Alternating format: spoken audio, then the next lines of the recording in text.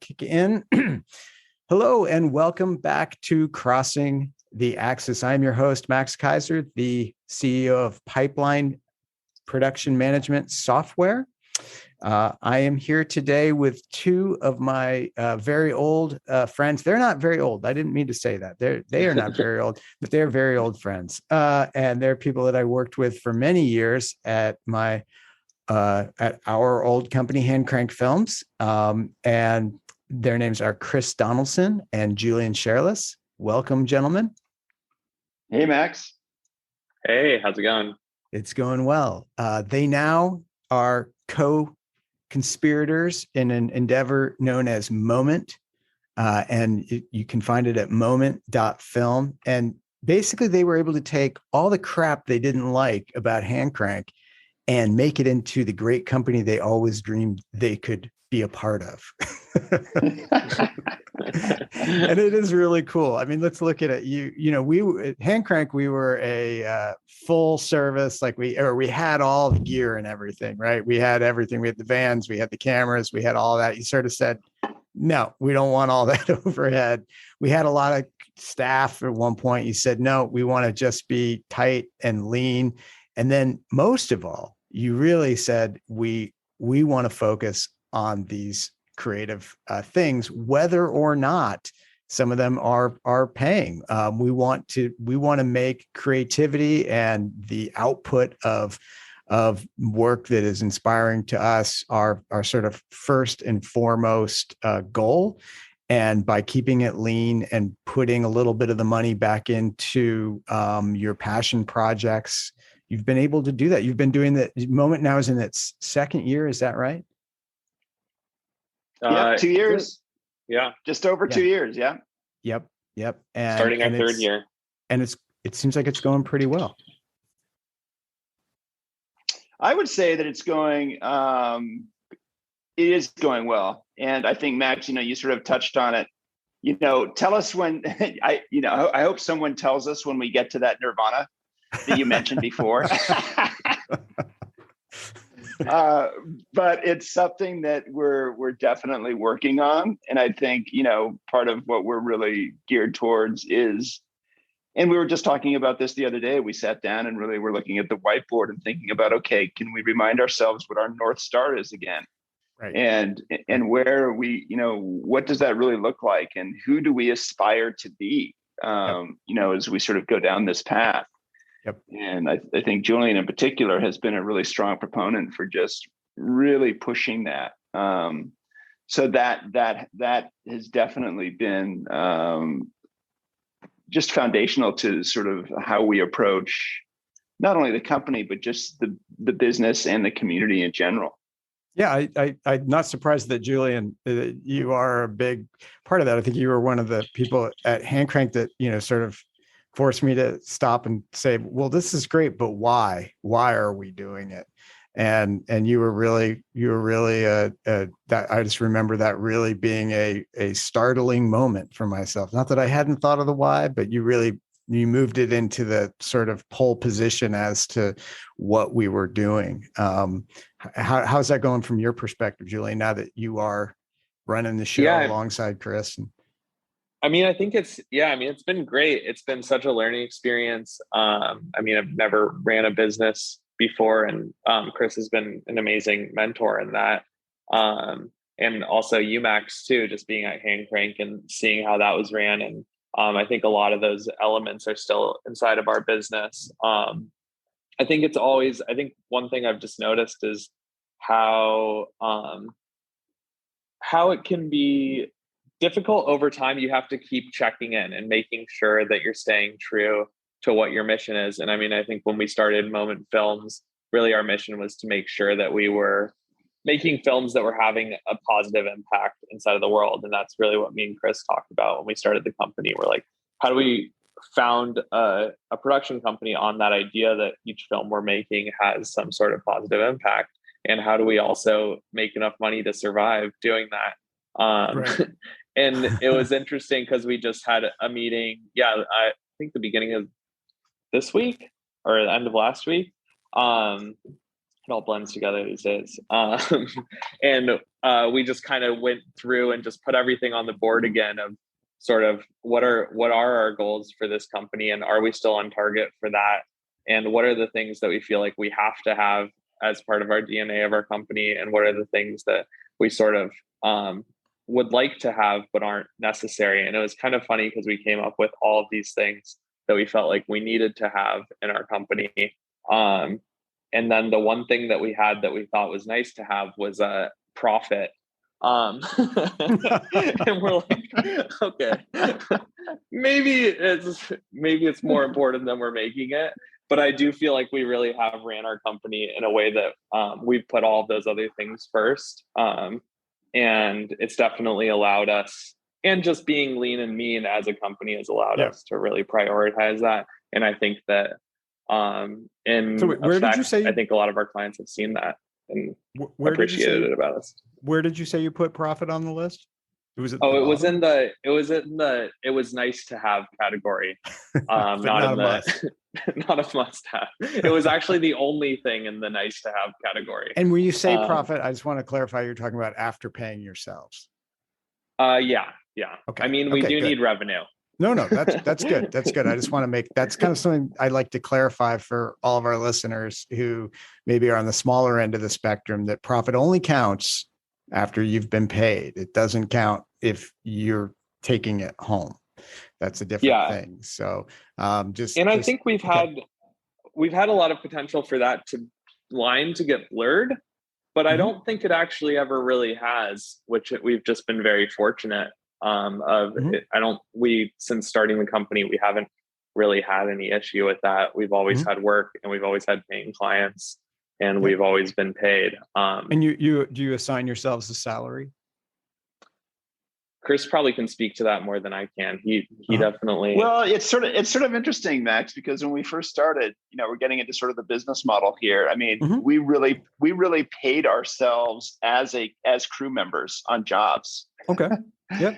And then there was also obviously a margin on top of that went to the company.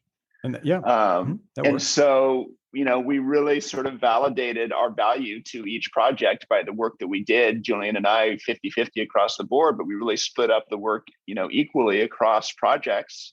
Right. And paid ourselves as crew members. So I like it. It really sort of just kept things super clean. So we would have 3 days of pre-production. Okay, we make this much money. We'd have two shoot days. Okay, we're making this much money. We'd have the post-production. How would you work creative into that? So creative would work in pre-pro. And we would definitely have a line item for creative and really put in the time for that. Yes. And we treat, it's funny because, the rest of the line items that you see are basically day rates. But we tend to just charge a chunk, a lump sum for creative. So we'll just say, well, we'll come up with some creative, but it's going to cost you, $7,500. And then we'll once you sign, and that includes many different things. That can include a variety of different ideas. That can involve scripts. That can involve some loose storyboards. All this stuff to really make the client really feel like this is the direction I really want to go in. Before we then sort of lock off and start the project in pre-pro. Does it always work that way? No, but that is sort of a goal that we aspire to. And then we just really make sure, and the budget is so important to really make sure that we're hitting that margin for the company as well. So when you talk about profit, when Julian talks about profit, you're exactly right. That's money that is on top of what we pay ourselves, so that we can really build. We answer to the company, so the company in many ways is even paid first, but we make sure that we're well compensated as well. But it really is sort of like, okay, we worked for 3 days on this project, just like one of our other crew members did. Okay, what was our day rate on that? Okay, here's a check. Yep. Well, what's amazing is what you go and do with that profit. And we've talked a bit on the show about how when you have profit, it opens up opportunities, and profit is Right. opportunity, and profit is whether it's the opportunity. Sometimes for some people, it's the opportunity to buy a piece of gear that they can then capitalize. But that's not exactly what you folks have chosen to do with profit. Can you tell me a bit about that? Julian can speak to this, but I'll just jump in real quickly. So when we first started the company, it was, down in the Makeworth coffee shop right across the street here, we just really thought about what does sort of our slate look like? What would the perfect world look like to us? And so we divided that circle of work into three pretty distinct parts. One is commercial work that we do for clients that's paid. One is documentary work. And one is narrative work that may not be paid, but we need to do it anyway.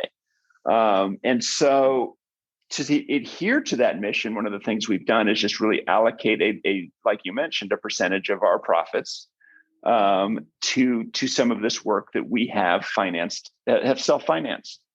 Films like Tooth, films like Maslow. We're working on a documentary right now. These are projects that we really thought, this is inspiring to us, and we're going to point some of the resources of the company that we've earned over these commercial projects back into this work, and it's proved quite it's beneficial to us. Yeah, so they're fantastic films. Tooth, I just finished watching. I loved it. It has a very immediate, very verite feel to it that I just really loved, and it has a sort of really beautiful, simple message. And you have done obviously very well with it at festivals. Then the Maslow, completely different film, sort of a sci-fi genre film, and I would just throw it right up there with a Black Mirror-esque inspired feeling behind it, and it is awesome. Both of them are incredibly beautifully lensed by Chris Kozer, and they're both just tour de forces in sort of creative output. And then was the Chaz documentary as well? Was that wasn't paid for, was it? Not from outside people, or was it? No. Yeah, so it wasn't. Yeah. That was a social piece that you did early on, just as you guys were getting started. And that's fantastic in the way that it tells a bit of a story that actually was pretty cool, because it's about the sort of Seattle, it was called the Chaz area, during the Seattle sort of unrest a few years ago, and a couple of years ago. And what I loved about it was the kind of story that could almost only be told by a group that had literally no bias or interest either way in the situation. And I thought it was just really great that it was able to sort of tell some backstory that wasn't the news or anything. It just sort of told sort of the other half of the story, the kind of story you could only hear if you really put your ear to the ground. And it did a beautiful job of doing that too. So here we have three extraordinarily different films, three very, very creative films. But you're doing it. You're pulling these passion projects off. So that's amazing, because it is so difficult to allot that cash, to take the cash out of your hands and put it into these films. And it's so difficult to take the time and the personal time and energy. Can we talk just for a second about that? Like, how much time are you spending on each of these films? I mean, it's all relative. Yeah. I mean, I think that we definitely have the benefit of sort of having work come in ebbs and flows. And a big thing we've been talking about recently is just creating space. I think that's such an important piece. How do you create space inside of your work, and how do you make it so that you're not just, working 10-hour days every day? Because I think if you do, then you don't really have any time to actually dream about what you could be doing. You're just focused on what you're doing at that moment. And so I think we've really tried to do that, tried to like build these breaks in where it's like, okay, we're doing this big sprint of commercial projects for several months, and then now we have 2 months off, and what are we going to make in that time? And I think a big part of it is that like we're really filmmakers at our heart, and that's what we love doing.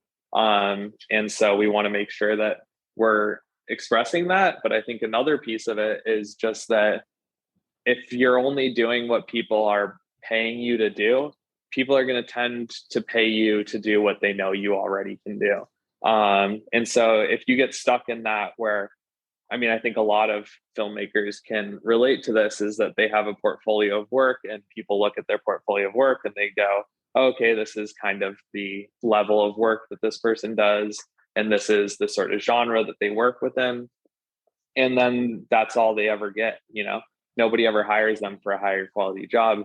And so I think that if you're able to invest in yourself and actually spend that money to do projects that are really speak to like what you're interested in, what you're excited in, and get to show off some talent that maybe people aren't paying you to portray, then you can start to get some of those projects that you're really interested in. So I feel like it's a huge investment inside of the company. And I mean, as far as just like how many hours it takes, it's hard to say. A lot. We definitely try a lot. We definitely try to treat them like we do any other project. You know, we're trying not to like stick them in the margins of our days. It's like, how do we, it's, okay. So, you know, say weeks Maslow. of pre-production and so like Maslow, I think we probably spent a couple months in pre-production, just figuring out all the different elements of it. A day or two a week, or yeah, I'd say that's probably fair. A couple months, a day or two a week. And wow, that's phenomenal. It's a lot. Yeah. And then, I mean, lots of time writing as well. Probably took a couple weeks of like solid writing, of doing like, and when I say solid writing, I mean, writing is pretty relative. I'd say like 1 or 2 hours a day for a couple weeks to come up with the concept. And then we'd had probably a couple months of like doing revisions and talking over the scripts and just having meetings over it. And then it was a 2-day shoot. Oh wow. Was it a 2 or 3 day shoot? It was actually a 3.5 day shoot. Oh, was it? Yeah. It was a 3.5 day shoot. Okay. For about, and it's about, what's the runtime on it? Is it 10 minutes? 20 minutes. Oh, it's 20. Yeah, Maslow's 20 minutes. Yeah. It was supposed to be 10 minutes. 3.5 days, 20 minutes, not bad. Pretty good. Yeah. You got a full feature there at like 12 days of shooting. 12 days. Yeah. It's so funny. And then, you know, I was just going to jump in and just say one thing really quickly. And that is, you know, one of the things that Julian and I have been good about is really formalizing that. You know, Julian mentioned, you know, building the space, giving yourself the space to sort of do this exploration and bounce ideas off of each other. It's a great thing because there's two of us, right? So we can, and more often, you know, there are every week we have 2 days a week where we have writers' rooms. And we've got a cadre of people that are invited to these writers' rooms twice a week. And we occasionally get 3, 4, 5 people in there that are just bouncing ideas off of each other. Often it's just Julian and myself. Yeah. But it's also other people. Maslow had, I think, 5, maybe 4 or 5 writers credited to it. And each one of those people really contributed a lot to the project. But we really bake in that time, and we're trying to get even better about that to really allow ourselves to say, okay, so what are we doing next? What are we working on now? What is that next thing on our slate? Where do you find the discipline? Because I think that is where folks can. I've heard this dream over and over again, and yet I think sometimes it's not executed on because the discipline is lacking to just say, no, we're doing this. Where do you find that? It's like, it'd be the same as asking someone, how do you get out the door to go to the gym? I mean, what's the personal drive that you find that discipline to do it? I can speak to myself, and I'm sure me and Chris have similar ways, but also different. I mean, I think for me that there's 2 pieces to it. And the first piece is that you have to really want to do it. And then the second piece is just setting time aside for it. I think every single day I try to set an hour aside to write, and I just do that every day. And so I think getting into the rhythm of that, but I think that, I think a lot of people will ask that question, like, how do you have the discipline to do that? But I think when you actually get down to it, I think a lot of people just don't actually want to do it. They say they want to do it, but then when it actually comes down to like, do you want to do this versus doing something else you're interested in? They'd rather do something else they're interested in. And I don't think there's anything wrong. There's nothing wrong with that. No, I there's think nothing. people just need to be honest with themselves. I was just thinking about that Seinfeld where Jerry asks George if he wants to have some fun, and George is like, yeah. And Jerry's like, do you really want to have some fun? And George is like, no, not actually, no. Yeah. Yeah, totally. And I think back to Julian's point, one of the things that we do is we really do we build it out just like every other project, right? You do, yeah. And so do you pay yourself on the? I mean, you mentioned that you paid yourself as if you were people on the project, and I'm sure you pay the people that are. Well, that's a good question. On these projects, first of all, what's the budget of Maslow? What's the budget of something like that? So Maslow came in around 13K. Wow, that's amazing. And how much of that? How many people? Mm-hmm. And yes, we did pay people. We, our crew, I can't remember the exact count, but we had 8 people, I think maybe 9. Yep. And that included the talent, and we paid everyone. Now, did we pay them their full rate? No. We sold them an aspirational vision around, we're trying to do something a little bit different. Yep. Every one of those crew members cut us a deal. Yep. But it was a deal they were really happy with, and a deal that we were really happy with. And I think that just engendered an energy around the project that carried through the 2 primary days of shooting, and then the two secondary days that required much smaller. But you crews. didn't pay yourselves, right? No. Okay. So that would be a case where we did not pay ourselves. Okay. No. Okay. Got it. No, that makes sense. Yeah. That would be a little circumlocution, but yeah. Chris, you didn't get paid on that one? I paid Julian an oat milk, steamed oat milk. Yeah, exactly. So what's been the, tell me some of the upshots of these experiments. It's always, everything's an experiment, right? So what's been the upshot thus far? I mean, obviously we're still kind of new, and you just released Tooth the other day. Maslow came out 6 months ago, maybe, was it? Halloween, actually. Yeah. Halloween. Yeah. And so what's come of it so far? Julian, you want to answer that one?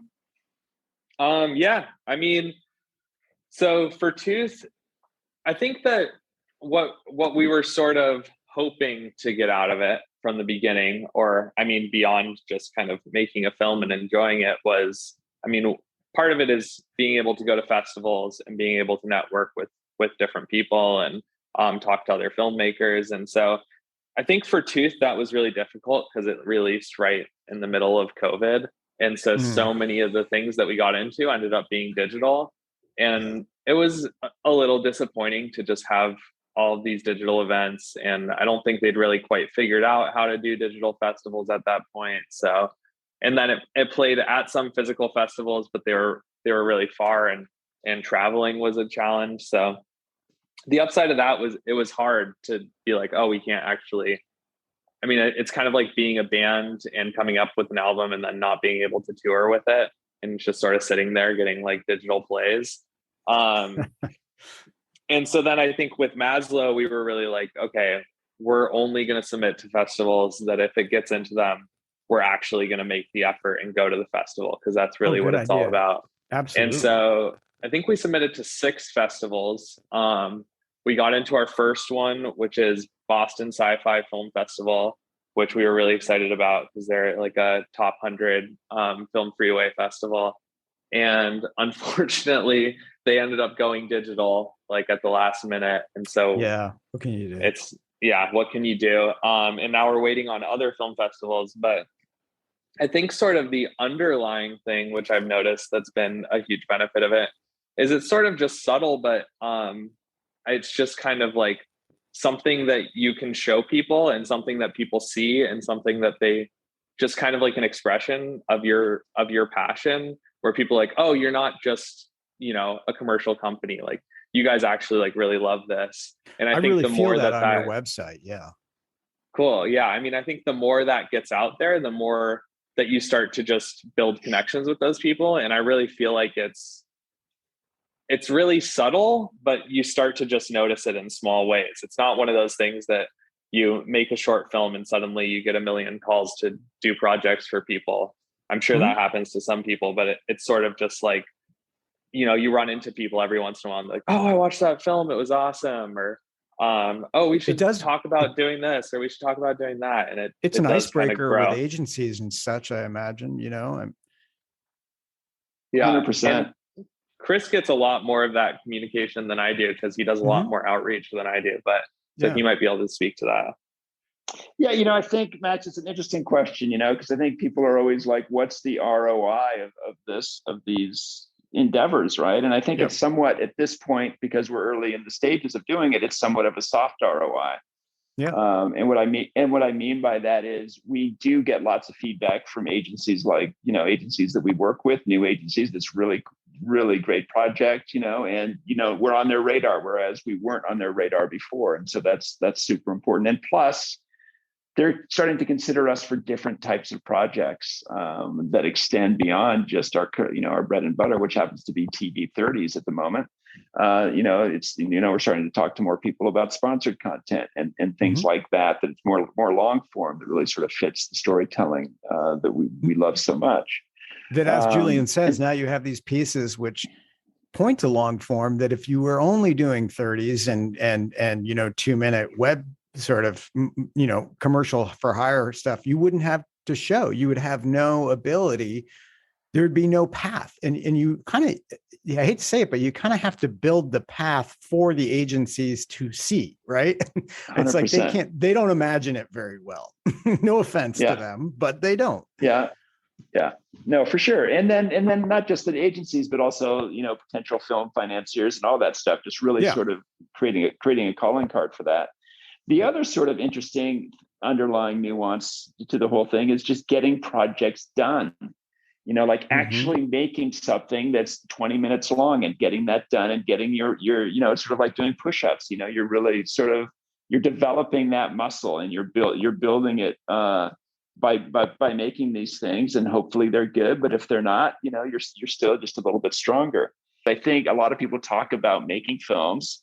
Many people even start filming films. They even may get it in the can, but getting it across the finish line, man, that last 5 yards, is really difficult. And so just learning how to do that, and then just releasing it and just going, okay, man, we're releasing the sucker.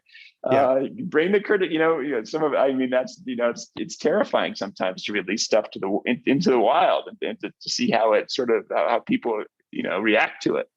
And then lastly, it was really, I think, warmed both Julian and myself, just really, working with the team on something that was different and new and fresh, I think really was exciting, because everyone, the long days didn't matter. The fact that our craft service table sort of sucked didn't matter. People were just hell bent on making this thing the best thing it could possibly be. And I think that was great, because we've worked with a team of people for so long that doing something that was just a little bit off center and different than what we've done in the past, I think really just sparked, like you mentioned, Chris Kozer, who was the DP, extraordinaire behind the project. He was just loving it, because it's something, it's something that he's wanted to explore for so long. And we sort of created that avenue where we could all sort of explore it together. Yep. And so, and at the end of the day, it proved to us, okay, what's next? What's the next thing? It also answers the question that I think production companies are really forced to ask themselves the question: why do I exist? Why do we exist here anymore? Especially in the way that the gear has changed, the software has changed. Production company used to exist because otherwise you couldn't get together enough money to buy all the gear you needed to be a production company, right? You needed about $100,000, $150,000 to make it work with the different NLEs and the cameras and everything. But now, with that hurdle largely gone, with the hurdle, cost, the money in hurdle, whether it's, you folks obviously work with very expensive equipment and gear, but you rent it all or you mass it and then push it back. But a lot of companies don't. But you're, I think more than ever, you're forced to ask yourself as a company, why are we here? What is our meaning as a production company? And it really seems that you folks you're answering that question in spades. And that works both for the clients, the agencies, and the companies that hire you, because it gives them I know who Moment is. And I think that that's very important. I know what they're about, and there's a real shape to that. But it also works, as you said, for the folks that work for you and with you on the line, whether it's at the shoots or whether it's in editing and stuff, and that they know who you are and why you're there. And so I think that's a humongous, I was going to say ancillary benefit, but perhaps it's the primary benefit these days when we're all looking for shape, right? Yeah, definitely. I think we've actually been having these discussions recently because we had clients that have chosen to work with us, even though it seems like there's an in-house solution for them, or they could just go out and hire a team themselves. And we're like, it's made us ask the question, like, why are they working with us? Like, why are they choosing to work with us when they could easily hire someone else? And I think a big piece of it that we've noticed is just our process. I just think we've developed a really good process I think that another thing that we realized that was really a pillar of our company is we're always focused on what the purpose of the project is. And that's really, the guiding light through the whole time. And I think that it's easy to get lost in like, oh, how do we make this look cool? Or how do we, the cinematography or the spectacle of the whole thing. And then when you can kind of strip all of that down, you're like, well, what is the person actually asking for? And I think we've been really good at keeping that in mind and really making sure that every single step of it is informed by that question. And so I think we're good at just managing a lot of creatives and that are working together to all focus on that goal. Cause I think it's easy as a creative to get lost speaking as a creative. And so when you have a bunch of them working on a project, it's having like a production company that's able to focus on that. And I think it's good working with clients, but I think it's also been really beneficial just in our personal work, just looking at a project and going, well, why are we actually doing this? What's our end goal here? Our end goal is not to just make a pretty movie, but it's to, there's lots of different reasons, but a lot of them are around social causes. Yeah. Certainly your commercial work, tends to lean towards spots and work that is, whether it's, vaccination campaigns for healthcare stuff, or whether it's PSAs about driving or calling before you dig. It's a lot of this. It's a lot of pieces that are about sort of helping people, and so it's either way. I'm not sure if it's chicken or egg, but one way or the other, this aspect that, when you guys write, we want to work with anyone who's looking for a change in the world, one idea, one film, one action at a time. From the commercial work, you're really walking that talk. Yeah, and I think that's something that we've just tried to. Hey, look, are all the projects like that? No, but I would say that a huge majority of them are. Yeah. And you've aligned yourself with other agencies and so forth. Exactly. Too, right? Who really sort of who sing the same song we do. Exactly. And one of the things that I would just say that's allowed us to sort of really be a little bit more selective around that and really sort of adhere to our mission more thoroughly is really just keeping, and this is something I would just, for anybody who's out there thinking about starting a production company or any company for that matter, just really keeping the overhead low. And Julian said lean and mean, just keep that as low as possible so that you can really have the time and the space to explore those projects that, although they may not pay the most initially, really do sort of pay out in the long term, especially from your own personal satisfaction standpoint of just really feeling satisfied around the work that we're doing. So do you have employees? So we're a team of 3 now. We just hired our first employee, Liam Bateman, this January, and so we're growing slowly, but carefully. But he brings a real. I think that Julian and I are really good at the storytelling part and also the filming part. But what Liam brings is sort of the visual element on sort of the graphics side, and really helping us sort of expand into things like we just did a fundraising film for the Pickford Film Center, and helping us really. Oh my God, yeah, it's amazing. I'm on the Pickford board. I can say that it is beautiful. It is ridiculous. You guys killed it. And so Liam was really charged with doing a lot of the post-production VFX work of putting, classic films on this. We shot a mix of practical and then, post work to put film images on the sides of buildings. And so Liam has brought a real sensibility around just design that has been really fulfilling for both of us, and sort of, I think, upped our game tremendously. But when you're trying to be that lean, how do you make that decision to hire an employee? Because I know that doesn't come lightly. So it's a financial decision, right? And so you've really got to look at, like, where are you? How much capital reserve do you have? Where are you in your profit percentage after projected taxes? What does that number look like? And if it looks like it's we're looking at a 10 to 15% number. If you're hitting that number, then that is usually a sign that you can take that next step in growing.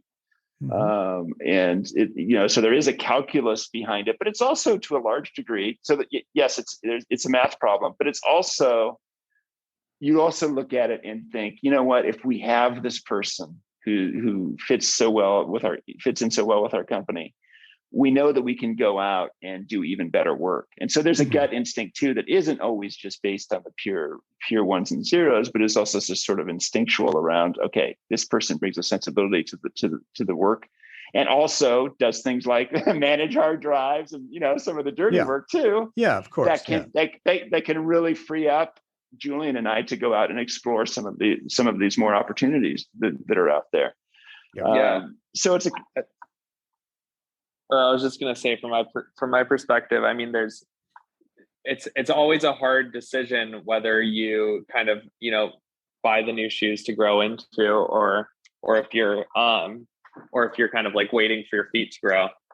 Because I feel like there's weird, I don't think that's a real analogy, but I'm buying it. But I mean, I think I've definitely noticed that in my life, and you definitely have to be smart with it. But I think me and Chris are always having those conversations. And I mean, I think for me, a lot of it just comes down to, like, what do you want to be doing on the day to day, and how do you keep moving towards what your goals and ambitions are? And if there's something holding you back from that, is there a way to get that out of the way? And I think a big one is, like, we know that to grow going forward, we have to, like, step back more. And so, I mean, I think a big thing is just looking at what are those responsibilities that you have every day that maybe someone else can step in and do just as well as you, to free you up to do something else. And so I feel like we always have to be looking at that. Are we getting, like, so much in the weeds individually that we're not actually looking forward at all? Yeah. And I mean, it's remarkable. We're not actually really talking about really small numbers here. I mean, where are you on the annual revenue scale at this point? So we started out, so we're in our second year, and our Yeah. our second year numbers were approaching just around the $600,000 zone. It's amazing. So it's still modest in the grand scheme of things, but it's been really but because we have been so careful around the there's that top line revenue number, right? But then that bottom line is where it really makes all the difference. And because we've been so judicious around that, and been able to point that towards some of these personal projects, and then pay ourselves on top of it, we think it's been a pretty good first, I should say second year. Do you see yourselves as go ahead? I was just going to say, is that trend going to continue? Because I think that was 50% growth over the year before. Mm-hmm. I would say we don't know, because it's sort of funny going back to Julian's original, when we put everything up on the board and then profit was sort of a secondary thing. Yeah. That makes me blanch a little bit as sort of the business person of the, like I'm the one that's in QuickBooks, right? And so I'm the one that's sort of looking at those numbers. But on the other hand, it really does sort of, if you can do it right and you can be patient, I think is really a key around it. I think that really identifying what your values are and living up to those will, in the end, feed the ledger in the way that you're hoping it will. And it sounds to me, I mean, if your model really is staying like pretty small like that, you don't need to have stratospheric growth. You can, I mean, at those numbers, you can sort of operate in the 600 to 1 million zone for a very long time and be very content, I would imagine. Yeah, but I think we do also, both Julian and myself do have sort of these big dreams too. Like we would love to do a feature film, right? Right. And so what does that mean? And sort of how do we build ourselves for that long game? Because that is a long game. Yeah. And so how do we really sort of make sure that we've got the legs and the stamina and the endurance and ultimately the joy in the process, really enjoying the day to day. Back to Julian's point about sort of making sure we can focus on the stuff that really makes us happy as much as possible. It's not always going to be 100%, but let's say it's 80%. And that other 20% you can now shovel off to someone else. That I think that builds the engine that will sort of make these other bigger projects possible downstream. Why does the feature film still hold so much allure? That's interesting, and it's a great question. I think for me personally, and I think it's probably true of Julian as well. It just is sort of it's a watermark for it's been a watermark for so long as to what it means to be a filmmaker. Mm-hmm. Now, obviously, that has morphed over the last 5-10 years dramatically. And there's so many people doing it in so many different ways. And you might even argue quite successfully, mind you, that making a feature film is a fool's errand, especially from the financial side. Mm-hmm. But if you look at it just from a storytelling side, I do think that long form really gives the space to sort of take that next step in our evolution. And so, it's something that we're looking at, and it's something that we want to do. And that's and you haven't made a feature, is that right? I mean, you've written and sold a number of scripts. You've put together a lot of packages, but have you not actually made a feature yet? I never have. No. Nope. Okay. And Julian, I can't remember. I only made one feature, and I was 12 years old. Wow. But you came out of the gate hot, but then it kind of cooled down.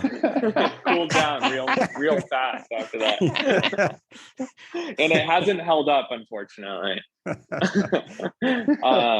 Yeah, I mean, I think from my perspective, a feature is just I got the chance to work on a feature a couple of years ago for a friend's film.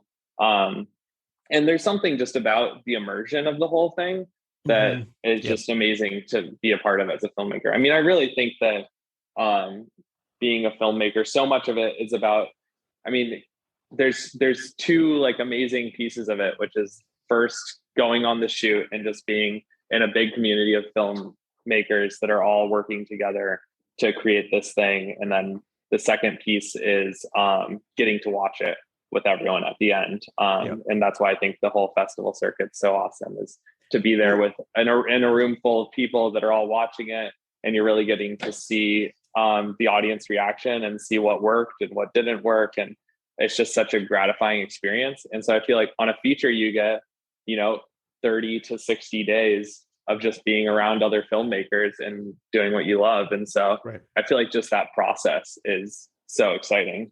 Yeah. Well, we have to wrap up here, but I do want to say that from my perspective, a lot of it falls off the tree of, when I talked to Tony Fulgham from All Is Well, and this conversation reminds me a lot of that one. He talked about getting paid for creative and how important that was. And that was something that I think, Chris, you really brought to the table for the first time over at Handcrank. And I remember you said, we need to get paid for creative. And I thought, yeah, that'd be nice. And hopefully the Easter Bunny will, bring me a nice Easter thing, and I can hang out with Santa Claus this Christmas and get drunk, because it was that much of a fairy tale to me. But you really made it a priority. And we built up getting paid for creative very slowly, very little bits in the beginning, $100 on line item, or $500, and suddenly it was $1,000, and then before we knew it, it was $10,000 getting paid for creative on something. Just working something out, getting paid that money. And to me, a lot of this is ancillary and follows down that line of like just putting creative on the table for the client, for yourselves, for posterity, on the table as an important item in the whole world of what we do. And you could look at a feature as just being 2 hours of getting to express yourself creatively, and either getting paid for it on the front end or the back end, whatever, hopefully one or the other. But it's kind of the ultimate holy grail of getting paid for creative, and or getting to express that creative, and I suppose not going into tremendous amounts of debt. But it is about making that creative really important. And I think you Moment is just a shining example of you're investing to be able to get paid for that creative. You're investing back into developing the creative so that it's worth something to others and they see the value of that. And I think that's the beauty of what you're doing, is that taking of the profit, investing it back into pure creative so that you can express yourselves as pure creatives, as pure as we ever are. But you're able to invest it back in there to give it value so that other people can see the value, so then they can invest in it. So if anyone's getting close to doing a feature, it's you guys. I mean, this is the path, I think. And it's a great path for our listeners to follow, because you hear it all the time, but it takes the discipline. It takes the discipline. It takes the investment of your time, on the sweat that you do on other projects, of your time and your money, and it takes the vision. And it's amazing that you're doing it, and it really is a beautiful thing. And congratulations, because I mean, you've already got look at just 2 years, and you've already got these 3 films, and then you've also got all this great commercial work, and of course some great client relationships that they see what's going on and they like it. So it's a great one for folks to try to model after what you're doing, because it's a great model.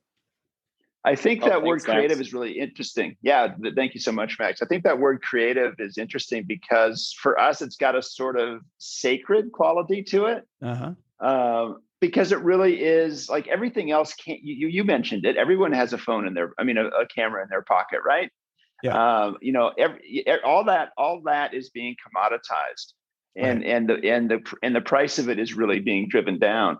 Where I think agencies and the people we work with and our crews and why Julian and I love working together is because we put a lot of value in that creative process and really figuring out, going back to dovetailing the very beginning of this whole conversation, the why behind, what we're doing, and identifying that in a way that is inspiring for us, I think is critical. So yeah, so for for people who are out there, sort of thinking about, are we just like pointing a camera, just fulfilling someone, Yep. fulfilling someone's prescription of what this should look like, hang in there and really think about how you can build that sort of creative spark within yourself, because that's the piece that people are going to want.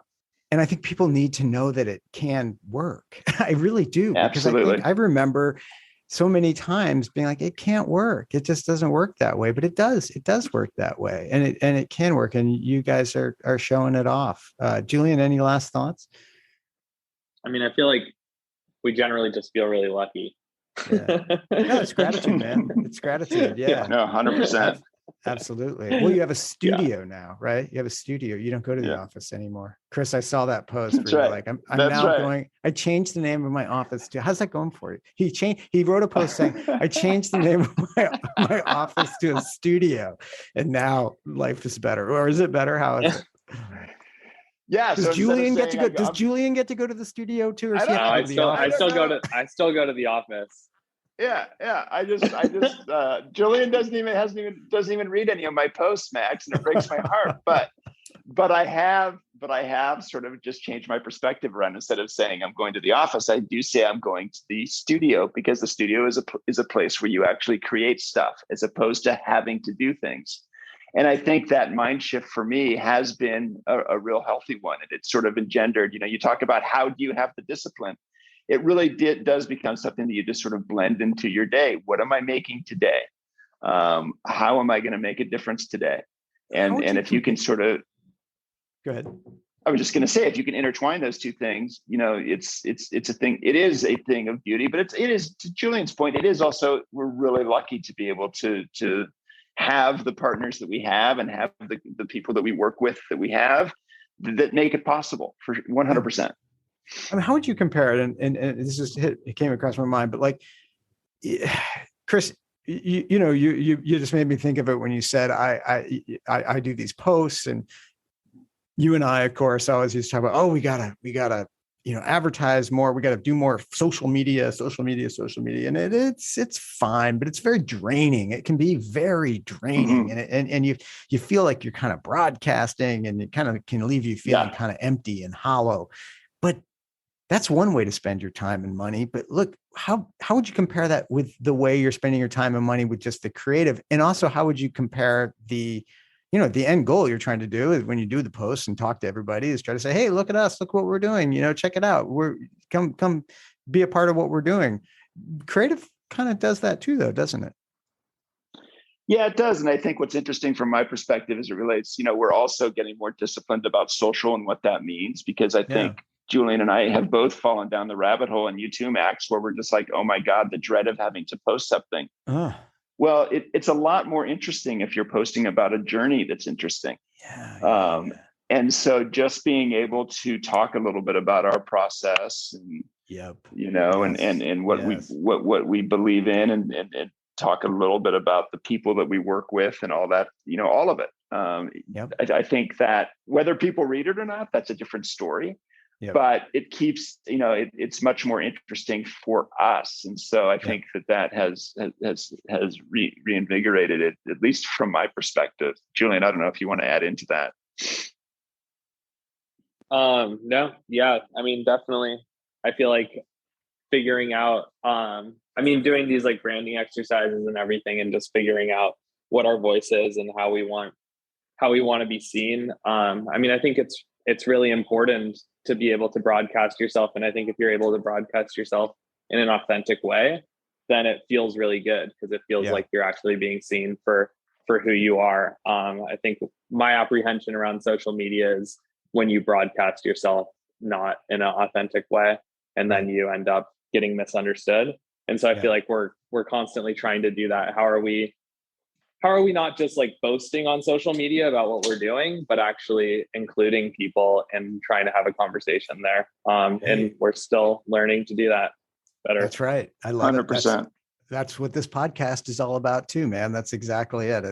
And it has been a very fulfilling journey as well. And also that's what making our pipeline software that helps people find their profits so they can do great stuff like what you folks who are pipeline users from the very beginning. Julian, actually helped design many of the components that we have in there, and worked with us on it. So as we wrap up, thank you guys again so much, Chris and Julian. Moment.film is where you can see their work. It's a beautiful website. It's a beautiful journey. You can really get, you might need about an hour to sit down and really take it in.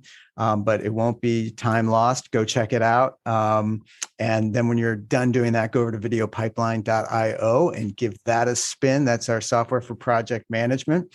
And we hope you will. And we thank you for listening. And thank you guys again for coming on.